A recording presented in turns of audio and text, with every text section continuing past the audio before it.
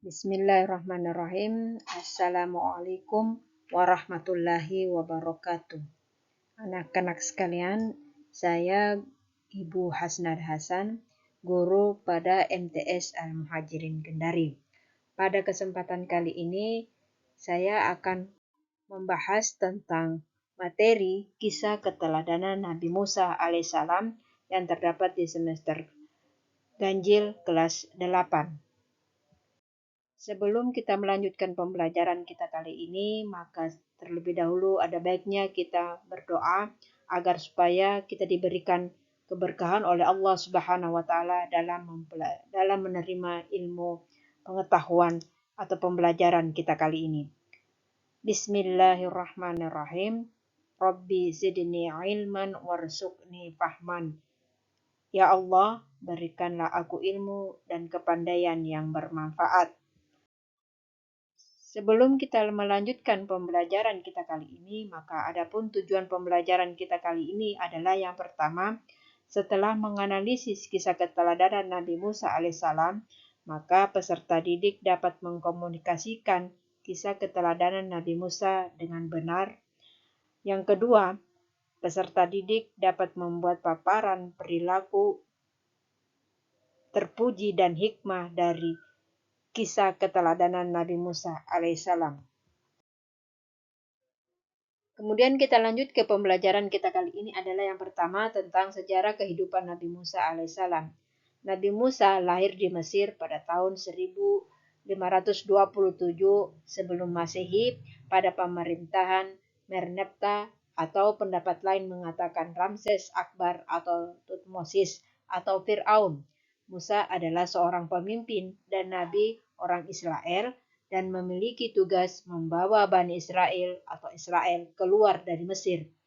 Nama beliau disebutkan sebanyak 136 kali di dalam Al-Quran. Musa memiliki nama lengkap yaitu Musa bin Imran bin Fahis bin Azir bin Lawi bin Yakub bin Ishak bin Ibrahim bin Azara bin Naur bin Suruj bin Ra'u bin Falij bin Abir bin Syali bin Arfahsyad bin Syam bin Nuh. Sedangkan nama ibunda daripada Nabi Musa adalah namanya bernama Yukabat dan pendapat lain mengatakan adalah Yohanes bin Zaz. Kemudian Musa kecil memakan bara api. Pada suatu hari Fir'aun memangku Musa yang masih kanak-kanak, tetapi tiba-tiba janggutnya ditarik oleh Musa sehingga ia merasa kesakitan. Lalu ia berkata kepada istrinya, "Wahai istriku, mungkin anak inilah yang akan menjatuhkan kekuasaanku." Istrinya berkata, "Sabarlah, ia masih anak-anak, belum berakal dan belum mengetahui apapun." Karena Fir'aun tidak percaya, akhirnya ia menguji Musa dengan sajian roti dan bara api. Diceritakan di dalam hadis bahwa sebenarnya Musa berniat mengambil roti, akan tetapi oleh malaikat dialihkannya sehingga tangannya memegang bara api. Kemudian ia memakannya. Sejak itulah Nabi Musa menjadi cadel dan selamat dari ancaman Fir'aun. Kemudian ujian Nabi Musa hingga menikah. Pada suatu saat Nabi Musa berjalan ke kota berhala yaitu kota Memphis. Beliau melihat dua orang berkelahi. Seketika ia ingin mendamaikan keduanya. Maka secara spontan tak sengaja Nabi Musa memukul kepala salah satu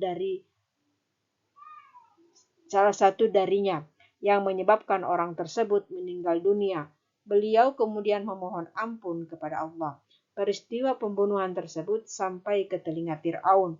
Kemudian ia menyuruh pengawalnya untuk menangkap Nabi Musa. Beliau kemudian lari sampai ke negeri Madian.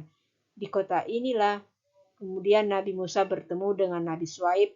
Kemudian ia tinggal di kota tersebut dan menikah dengan putri Nabi Syuaib. Kemudian Nabi Musa pulang ke Mesir. Nabi Musa meminta izin kepada Nabi Syuaib untuk pulang ke Mesir. Di tengah perjalanan, Nabi Musa singgah di Bukit Sinai dan melihat bola api yang sangat besar dan berpikir api tersebut bisa digunakan sebagai obor untuk perjalanannya. Kemudian beliau pergi ke balik pohon. Tapi setelah itu beliau terkejut mendengar suara wahyu Allah dan menyeru untuk melemparkan tongkatnya dan menjadi ular besar. Dan ia berhadapan dengan Fir'aun dan orang fasik tatkala Nabi Musa akan menyampaikan risalah dari Allah. Fir'aun marah ketika mendengar Musa pulang dengan membawa ajaran baru. Merasa martabatnya jatuh, ia akhirnya menantang Musa untuk membuktikan bahwa Musa benar-benar utusan Allah. Fir'aun mengutus para penyihirnya untuk bertanding melawan Musa. Para penyihir melemparkan tali mereka dan berubah menjadi ular. Selanjutnya disusul oleh Nabi Musa setelah mendapatkan wahyu dari Allah untuk melemparkan tongkatnya dan menjadi ular yang besar dan memakan ular kecil penyihir Fir'aun. Kemudian 10 perintah Allah kepada Nabi Musa.